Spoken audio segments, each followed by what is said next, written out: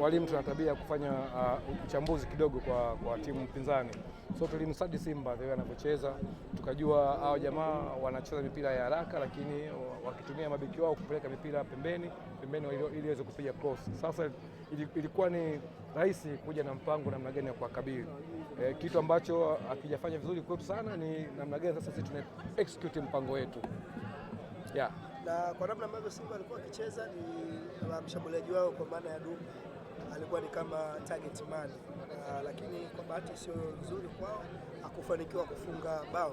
Kuna namna ilikuwa inaonekana kama amefanywa man marking pamoja na mabeki wako. Ni maagizo ambayo aliyatoa. No, sasa timu inapokuwa ndani yani kwenye low block is compact, na inapobidi ndani ya box ni man to man, so hauwezi kumwacha kwa sababu huyo ni Dumbia. Hapana. Dumbia sisi tulimwona kama mchezaji wa kawaida kabisa, kwa hiyo hakukuwa na pressure na Dumbia yupo. Hapana. Wana Dumbia na sisi tuna maabadi, ndio maana walikuwa mbali kupata mpira wanakwenda wachezaji wa Simba watatu. Kwa hiyo tulikuwa na balance namna hiyo, hatukufocus kwa mchezaji moja moja. Yes, haikuwa tight kwenye mazoezi yetu. Shukrani sana. Asante sana.